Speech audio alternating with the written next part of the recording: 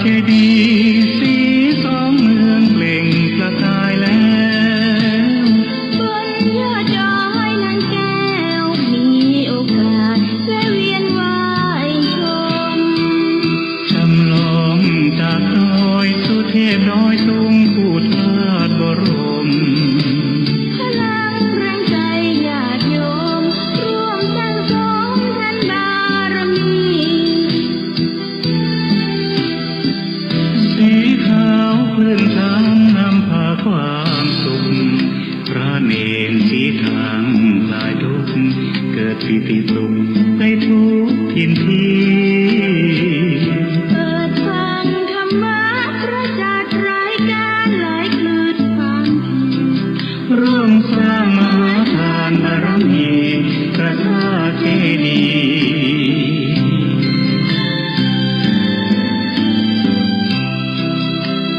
สี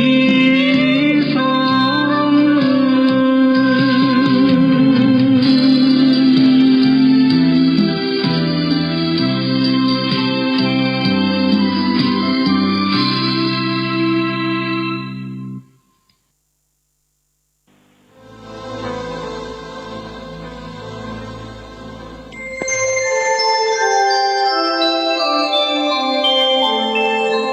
ขณะนี้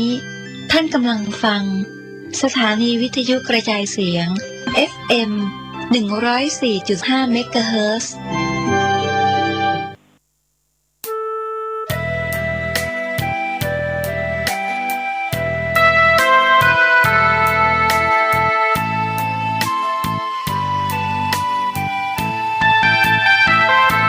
ฝากทำยามดึกกับสายลมเพื่อความสุขสม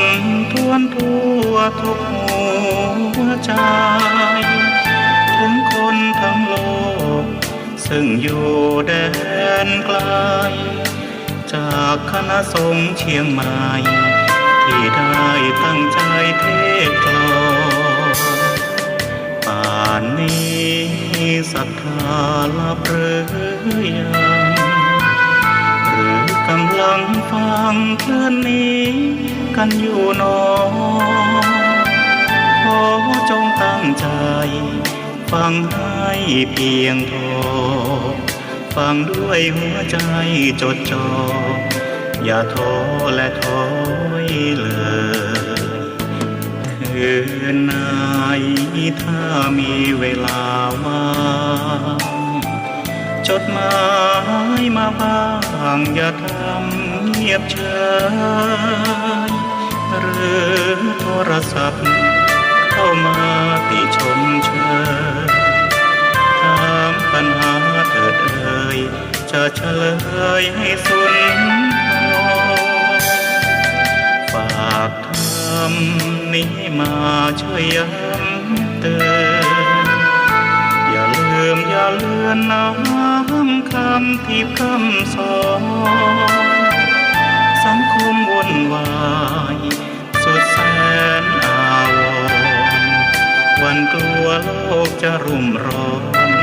วันคำจะลับลอ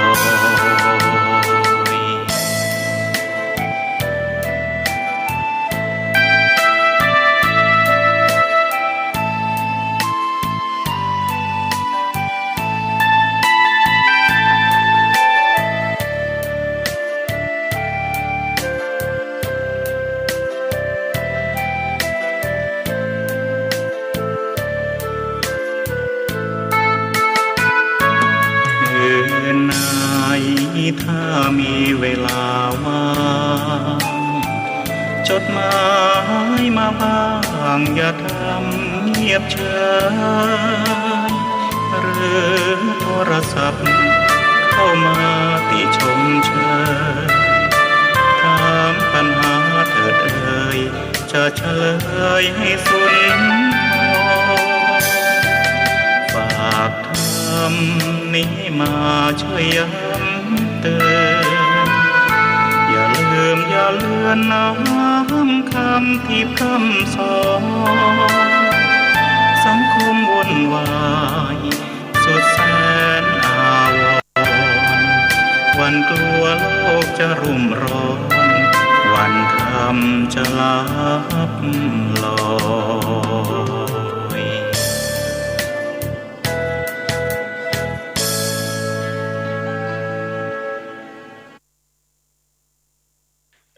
ขอเจริญพรศรัทธาสาธุชนญาติโยมพุทธบริษัททั้งหลายในวันนี้รายการธรรมะก่อนนอน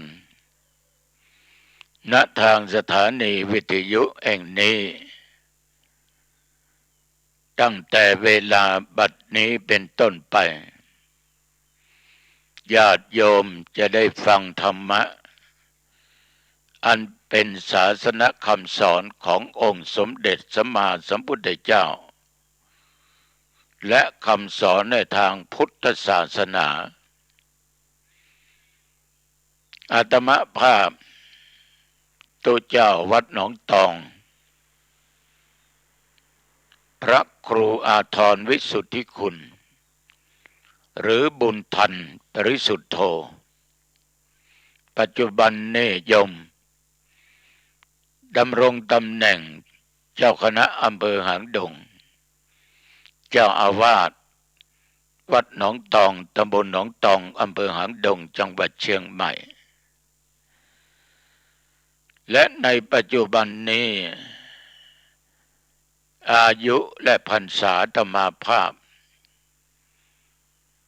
อายุอานามย่างเข้า76 ปีพรรษาเป็นพระ55 พรรษาผ่านไปเป็นเณรอีก7รวม62 พรรษาพร้อมเป็นเณรเป็นพระอาตมานี้ชอบเผยแผ่ธรรมมีฉันทะมีความพอใจในกิจการงานหน้าที่ต่างๆที่พึงปฏิบัติได้ไม่ขัดต่อกฎต่อระเบียบต่อศีลต่อธรรมญาติโยมเรื่องเผยแผ่ธรรมแล้วก็มีฉันทะมีความพอใจเป็นอย่างมากถ้านับวันเวลาในการเผยแผ่ธรรมอาตมภาพออกรายการวิทยุต่างๆนั้นได้52 ปีเข้ามา ไม่น้อยนะโยมนะไม่น้อยเป็นพระได้พรรษา2 พรรษาก็เริ่มออกการเผยแผ่ธรรมไม่ว่าเป็นธรรมทูตเป็นธรรมะเผยแผ่แล้วก็เผยแผ่ธรรมทางสถานีวิทยุต่างๆบรรยายธรรมที่โน่นที่นี่ต่อหน่วยงานราชการและงานต่าง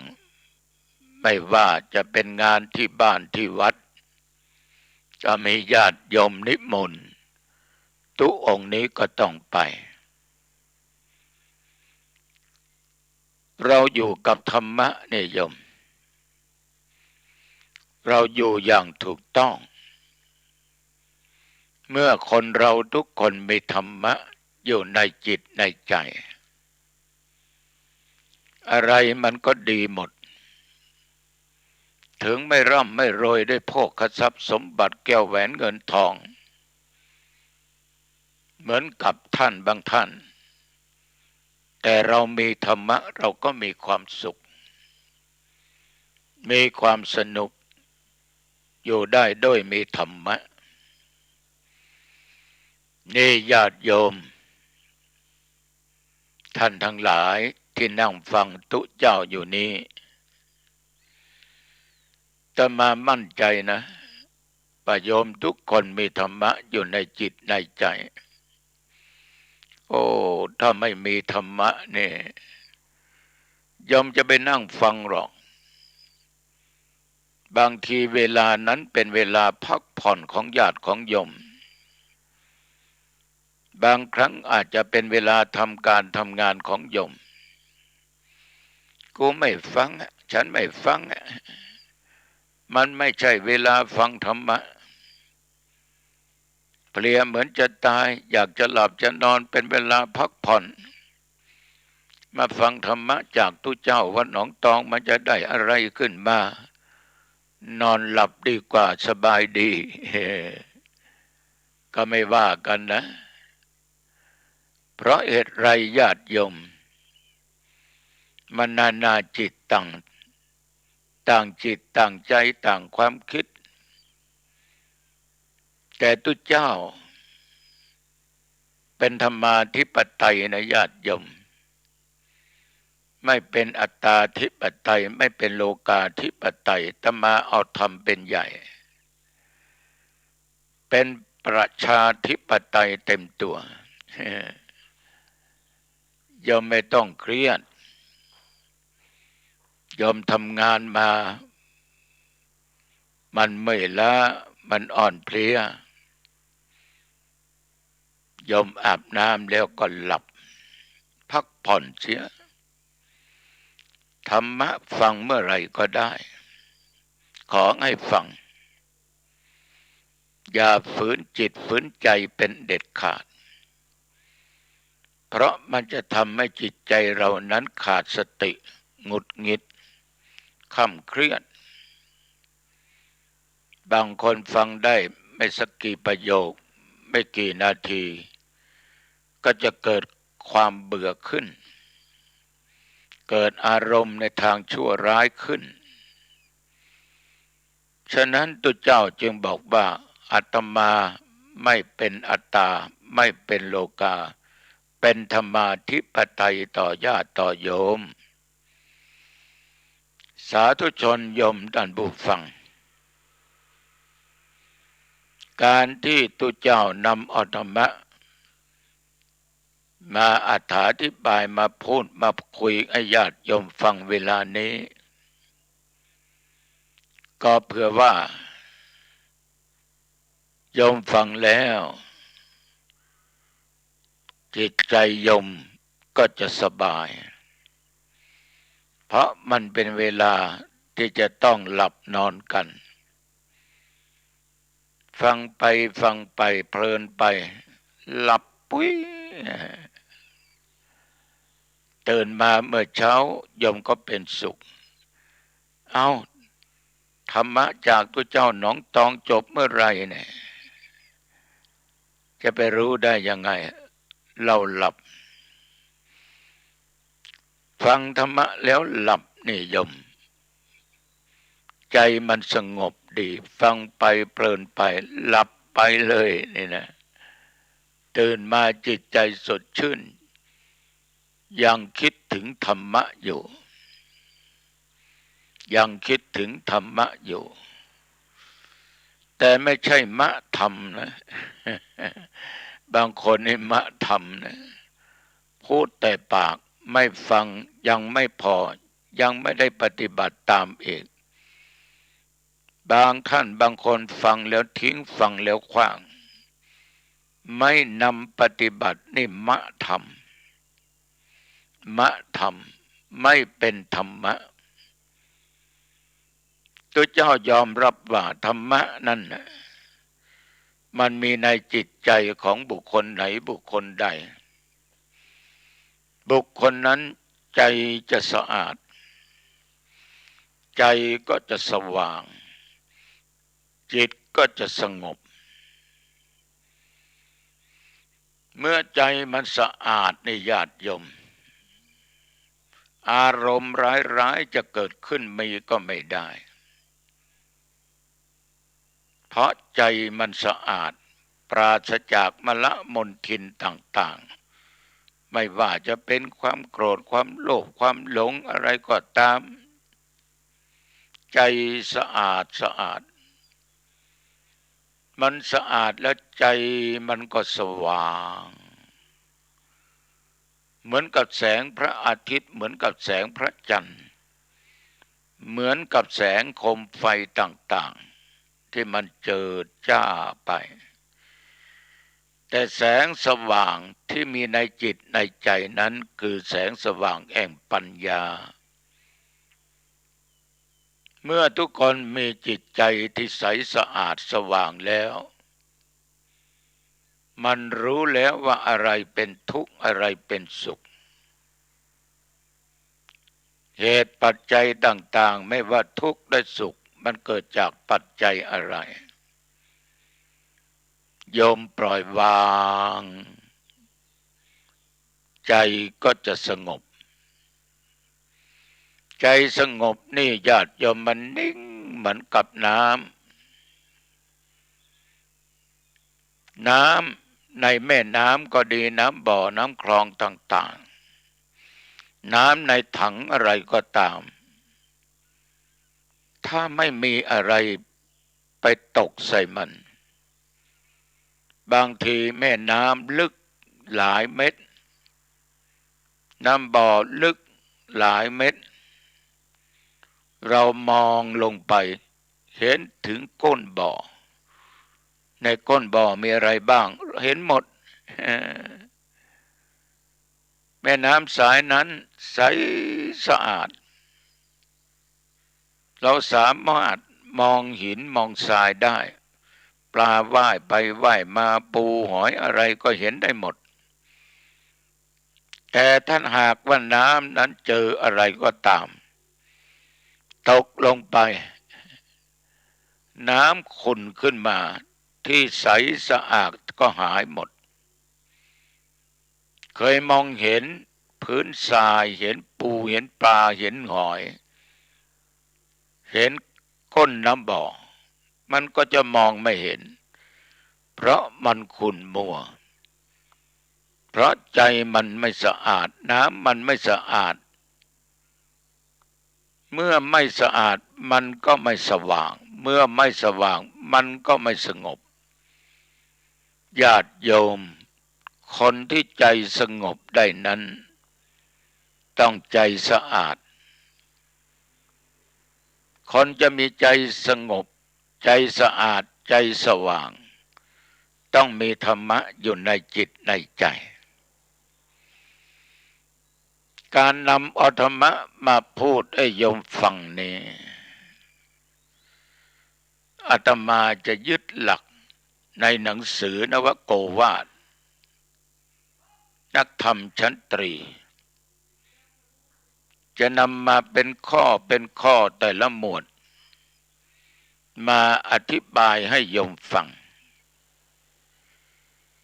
บางทีจบไปเป็นหมวดเป็นหมู่หมวดที่สองจบต่อหมวดที่สาม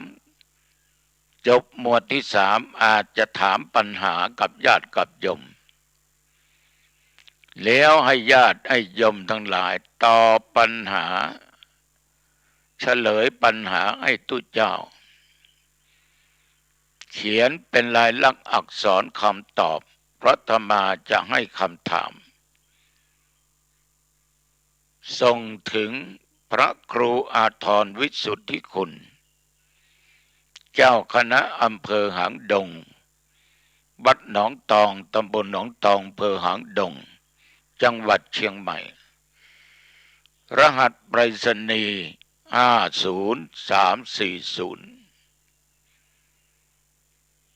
าตมาก็จะเอาคำตอบต่างๆของญาติของโยมเอามาดูว่าใครสามารถจดจำตอบได้มันก็มีเยอะได้จริงๆก็อาจจะมีน้อยบางทีอาจจะมีของขวัญให้แต่ให้ทั้งหมดไม่ได้นะต้องจับฉลากเอา ฉะนั้นจดหมายคำตอบแต่ละฉบับโยมจะต้องบอกเบอร์โทรของญาติของโยมอยู่บ้านเลขที่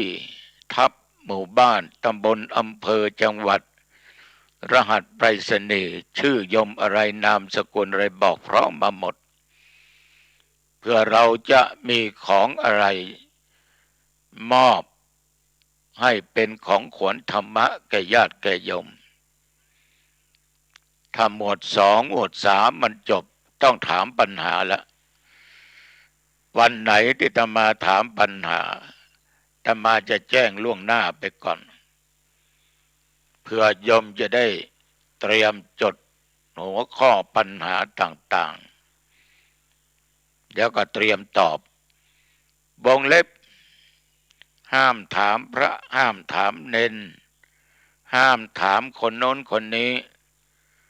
ห้ามซื้อหนังสือหนังหามาเปิดตอบญาติโยมเพราะเหตุไรเราจะวัดใจตัวเองเนี่ยว่าเป็นพุทธะแน่หรือไม่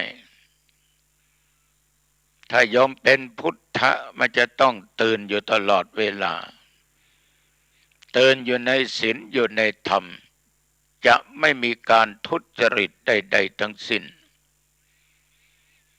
เหมือนเป็นนี้สอบนักธรรมตรีนะจะมาเอาตามกฎระเบียบเปียบเลยทั้งคณะกรรมการคุมห้องสอบกรรมการกองเจเลกองอำนวยการกองงานเลขานักเรียนที่มาสอบนั้น60 รูปยังว่าสอบได้เท่าไหร่ได้2 องค์เพราะที่สอบตกไม่ผ่านเพราะเด็กมันไม่ได้รับการศึกษาอย่างแท้จริงถึงสอบได้ก็ไม่มีคุณประโยชน์ไม่มีคุณภาพได้เป็นเพียงแต่ใบประกาศนี่ยกตัวอย่างให้ฉะนั้นญาติโยมที่จะตอบปัญหาของตุเจ้าต้องมีสัจจะในจิตในใจต้องมีความสุจริตใจตอบด้วยความสุจริตจะผิดหรือถูกไม่มีปัญหาดีกว่าไม่ตอบเป็นการวัดใจกันละทีนี้ญาติโยมท่านผู้ฟังธรรมะที่อาตมาภาพจะนำมาพูดในวันนี้เป็นพหุปการธรรมคือธรรมที่มีอุปการะมากเพราะธรรมเหล่านี้ญาติโยมมีอุปการะต่อธรรมที่จะเกิดขึ้นได้ต้องอาศัยธรรม2 ข้อนี้ก็คือ1สติแปลว่าความระลึกได้2สัมปชัญญะแปลว่าความรู้ตัวธรรมะทั้ง2 ข้อนี้ญาติโยมเป็นธรรมที่มีอุปการะต่อธรรมทั้งหลายต่อพวกเราพุทธบริษัททั้งหลายเป็นธรรมะที่จะเสริมสร้างการดำเนินชีวิตของเราทั้งหลายนั้นไม่ว่าจะเป็นโยมผู้หญิงไม่ว่าจะเป็นโยมผู้ชายเป็นเด็กเป็นผู้ใหญ่หรือได้ทำการทำงานในหน่วยงานองค์กรต่างๆแม้แต่เป็นสามเณรเป็นพระภิกษุเป็นนักบวชในพุทธศาสนาญาติโยมถ้าขาดธรรมะทั้ง2 ข้อนี้ไปสติและสัมปชัญญะโยมคงเคยได้ยินได้ฟังเขาพูดกันบ่อยว่าถ้าสติมาปัญญาเกิดถ้าสติเตลิดก็จะเกิดปัญหาฉะนั้นญาติโยมไม่ว่าการดำเนินชีวิตเป็นวัยเด็กกำลังศึกษาร่ำเรียนตั้งแต่ชั้นประถมชั้นมัธยมอนุและตลอดจนมหาวิทยาลัยต่างๆปริญญาตรีโทเอกถ้าขาดสติเมื่อไหร่การศึกษาก็จะไม่สำเร็จการงานทุกสิ่งทุกอย่างที่ญาติโยมท ไม่ว่าจะเป็นการงานของหน่วยงานองค์กรต่างๆหน่วยงานราชการการบ้านการอะไรก็ตามที่โยมทำเปิดร้านขายของบ้างทำการเกษตรปลูกข้าวปลูกพืชผลการเกษตรอะไรก็ตามแม้แต่โยมจะอยู่ในสถานะใดก็ตามถ้าขาดธรรมะทั้งสองข้อนี้การงานต่างๆที่โยมทำนั้นมันจะไม่สำเร็จผลถึงจะสำเร็จแต่ไม่สำเร็จดีเท่าที่ควรฉะนั้นอาตมาจึงพูดว่าสติคือความระลึกได้สัมปชัญญะความรู้ตัวจึงมีคุณธรรมอันสูงสุดมีอุปการะคุณต่อธรรมทั้งหลายญาติโยมสตินั้นสามารถจะประคับประคองในการดำเนินชีวิตของเราในการงานของเราในการเป็นอยู่ของเราแม้แต่โยมจะทำด้วยกายด้วยวาจาด้วยความคิดจะต้องมีสติอยู่ตลอดเวลาสติสัมปชัญญะนี้จะคอยประคับประคองเหมือนหางเสือเรือที่คอยบังคับเรือให้แล่นตรงจุดหมายปลายทางญาติโยมที่มีเรือวิ่งตามลำแม่น้ำเรือเล็กเรือใหญ่ก็ตามผู้ถือท้ายเรือก็สำคัญยิ่งอยู่หัวเรือก็ทำยิ่งก็คือตัวสติและสัมปชัญญะเรือจะไปซ้ายจะไปขวาจะไปทางหน้าจะกลับหลังหันก็อยู่ที่ข้อที่อยู่หัวเรือท้ายเรือช่วยกันประคับประคองสติสัมปชัญญะนั่นเช่นเดียวกันมันจะคอยที่จะประคับประคองไปจนถึงจุดหมายปลายทางได้เหมือนญาติโยมทำการทำงานบางครั้งบางเวลาบางวันนั้นโยมอาจจะท้อแท้ต่อการงานต่างๆถ้าขาดสติพังทลายหมดแต่ถ้าโยมมีสติตั้งมั่นสตินิญาติโยมใช้ในก่อนทำใช้ก่อนพูดใช้ก่อนคิดเวลาที่เราจะทำอะไรก็ตามจะพูดอะไรก็ตามจะคิดอะไรก็ตามต้องสติมาก่อนถ้าบอกแล้วว่าสติคือความระลึกได้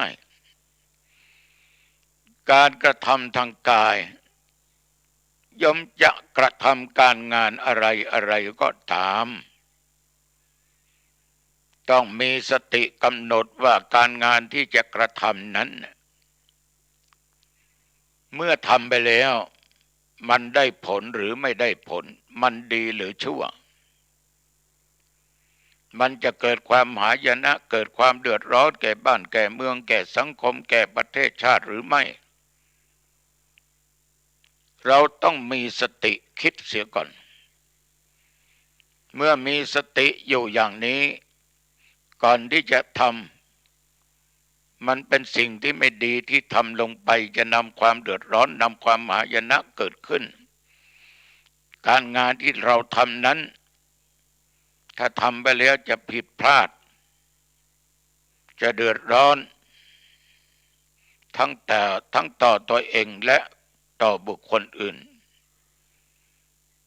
เมื่อสติมาเตือนอย่างนี้เราก็ไม่ท ฉะนั้นศรัทธาสาธุชนญาติโยมก่อนจะทำการงานอะไรนั้นต้องมีสติอาตมาเคยพูดเสมอว่าคิดแล้วจึงทำคิดแล้วจึงพูดอย่าได้พูดอย่าได้ทำก่อนคิดถ้าญาติโยมทำอะไรทำไปจะพูดอะไรก็พูดไปมันย่อมมีโอกาสผิดพลาดมากเหมือนครูอาจารย์บางคนนั้นมีความหวังดีต่อลูกศิษย์ลูกหาเด็กคนนั้นนางสาวคนนี้เด็กหญิงคนนี้พูดอะไรก็ไม่ฟังครูขาดสติก็ด่าก็เฆี่ยนก็ตีว่ากล่าวอบรมสั่งสอนบางครั้งก็รุนแรงลามไปถึงบิดามารดานั่นเพราะครูขาดสติไม่ทันได้คิดพูดไปก่อนเลยมีปัญหาอย่างนี้แม้จะเป็นตุเป็นเด่นก็ตามจะทำอะไรจะพูดอะไรจะคิดอะไรนั้นถ้าไม่มีสติทำไปเลยพูดไปเลยคิดไปเลยญาติโยมมันก็เลยเถิดจึงอยู่ไม่ได้เหมือนข่าวคราวต่างๆที่เกิดขึ้นขาดสติฟิลขาดทำร้ายร่างกายกันก็ดีดื่มของมึนเมาก็ดีเอะอะโวยวายก็ดีท้าญาติโยมชกต่อยก็ดีโยมอะไรจะเกิดขึ้นถ้าพลาดไปแล้วแก้ไขได้ยากแก้ไขยากจริงๆแม้แต่ญาติโยมก็ตามบางครั้งมีตำแหน่งหน้าที่มีคนเคารพนับหน้าถือตายกย่องเชิดชูอยู่ตลอดเวลาขาดสติพูดออกไปโดยไม่มีความคิดโดยขาดสติเมื่อเราจะพูดเราเป็นนายเขาแต่เมื่อพูดออกไปแล้วเขากลับมาเป็นนายเราเดือดร้อนกันนี่ญาติโยมขอฝากไว้ตัวสตินี่สำคัญมากไม่ว่าพระไม่ว่าคฤหัสถ์ชาวบ้านถ้าขาดสติจะตั้งอยู่ในความประมาทเมื่อความประมาทเกิดขึ้นความเผลอเลอก็ติดตามมาโยมสังเกตดูคนขาดสติก็เหมือนกับคนบ้าฆ่าพ่อได้ฆ่าแม่ได้ข่มขืนลูกได้เต้าได้กระทำชำเราลูกเต้าได้ฆ่าลูกได้ผัวฆ่าเมียก็ได้เมียฆ่าผัวก็ได้ตุฆ่าตุก็ได้ขาดสติมันไม่มีความคิดเสียก่อนว่าทำไปแล้วจะเดือดร้อนหรือไม่ญาติโยมในที่สุดตัวเองต้องได้รับทุกข์ฉะนั้นสังคมปัจจุบันนี้คนขาดสติเยอะพูดกันไปเรื่อยๆทำกันไปเรื่อยๆคิดกันไปเรื่อยๆโดยขาดความไตร่ตรองในเรื่องของเหตุผลอย่างรอบคอบอันชอบธรรมญาติโยมสติมีหน้าที่กำจัดคือสิ่งที่เป็นข้าศึกต่อสติคือปมาทะป ประมาทะก็คือความประมาทเมื่อไม่สักกี่วันมานี้อาตมภาพพร้อมมหาเถระหลายรูปไปประชุมในสถานที่แห่งหนึ่งห้องประชุมปูกระเบื้องลื่นมากอาตมาใส่ถุงเท้าใส่รองเท้าจะขึ้นไปนั่นในห้องประชุมในญาติโยมอาตมาต้องมีสติก่อนจะขึ้นก่อนขาจะก้าวต้องไปจับมือโยมถอดรองเท้าก็เดินไปได้ตามสบายจนไปถึงที่นั่งคือเก้าอี้เมื่อเลิกประชุมนั้นญาติโยมเราก็มีสติลงมาก่อนพอดีพระมหาเถระองค์หนึ่งไปเหยียบอะไรก็ไม่รู้ญาติโยมหน้าขมำลงไปแต่เดชะบุญที่ไม่ได้คว่ำหน้าลงเกือบไปแต่มาก็เจอหลายครั้งญาติโยมก็คงเจอฉะนั้นต้องระมัดระวังแม้แต่บันไดที่เราขึ้นลงสามารถตกลงมาได้ห้องน้ำเข้าอยู่ทุกวันละหลายรอบก็ยังหกล้มกับมันได้เพราะเราขาดสติตั้งอยู่ในปมาทธรรมตั้งอยู่ในความประมาทเลินเล่อเผลอใจนึกว่าไม่เป็นไร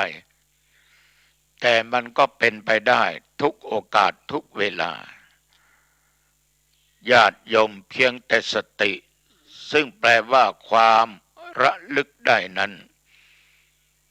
ให้จำไว้ว่าระลึกก่อนทำระลึกก่อนพูดระลึกก่อนคิดญาติโยมคิดแล้วจึงทำคิดแล้วจึงพูดเหล่านี้เป็นต้นฉะนั้น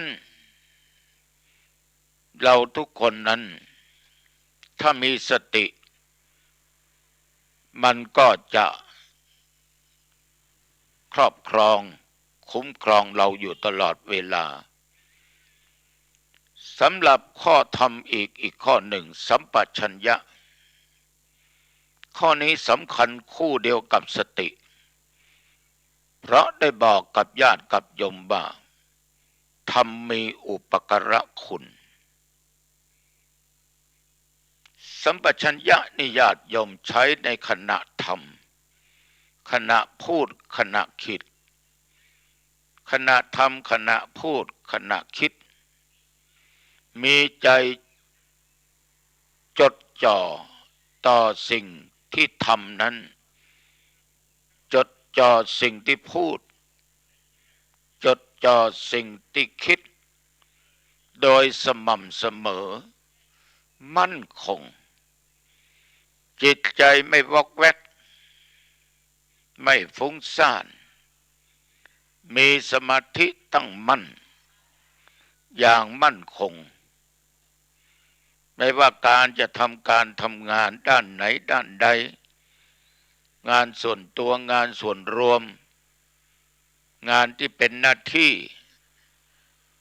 แม้แต่การค้าการขายแม้แต่การอยู่ร่วมกับหมู่คณะส่วนมากส่วนน้อยอย่างไรก็ตามญาติโยมสัมปชัญญะนี่ขาดไม่ได้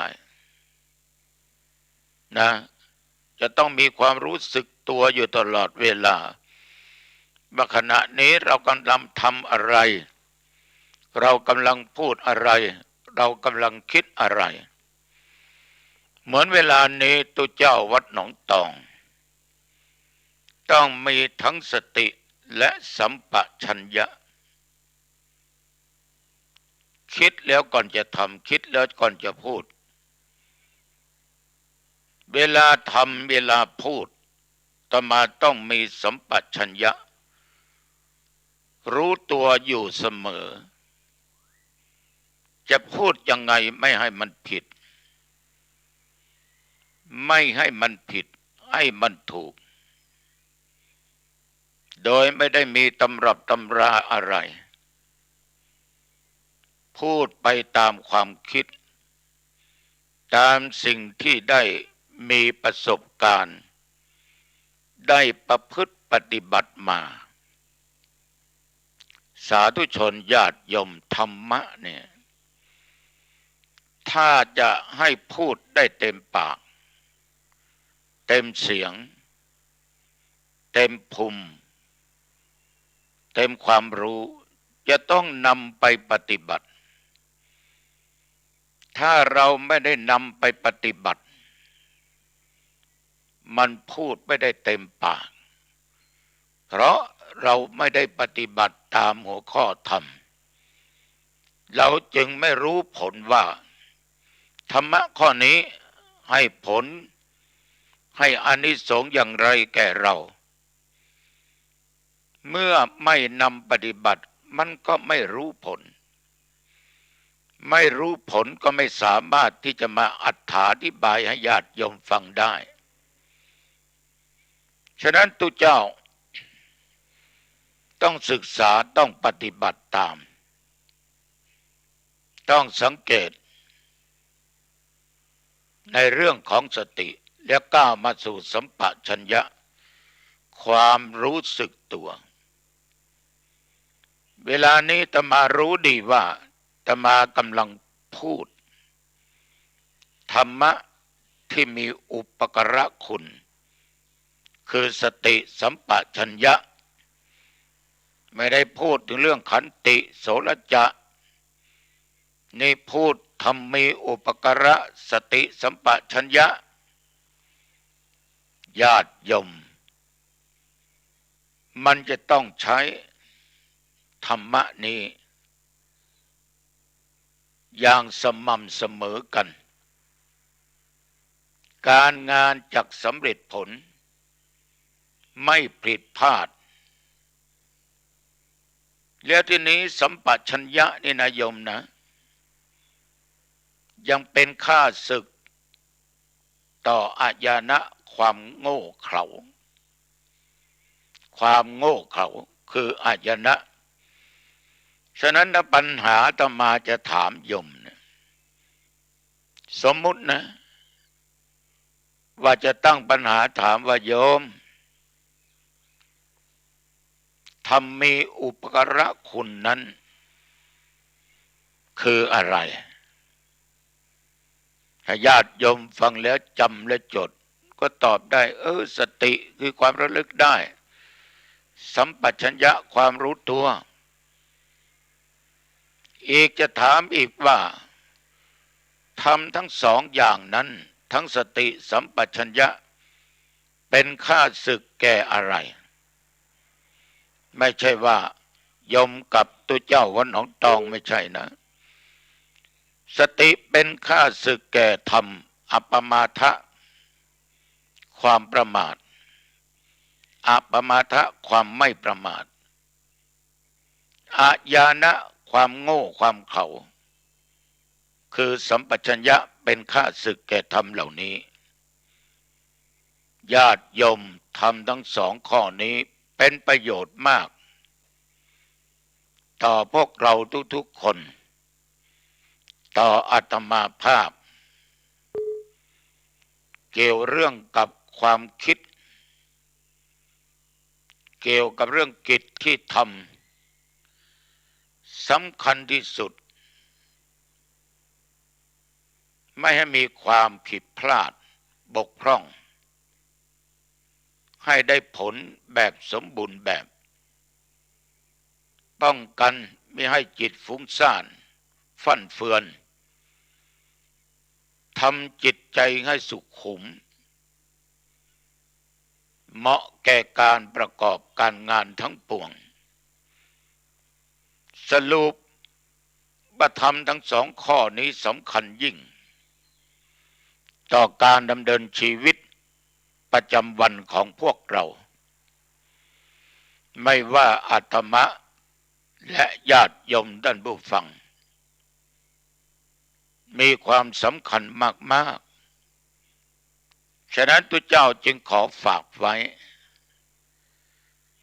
ให้ญาติโยมนำเอาธรรมะ2 ข้อไปไว้ในจิตในใจนะโยมนะ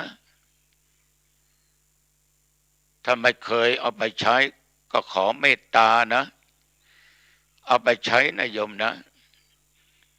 มันได้ประโยชน์จริงๆไม่ต้องซื้อไม่ต้องหาไม่ต้องเสียเงินเสียทองอะไรตัวเจ้าหยิบยกให้ฟรี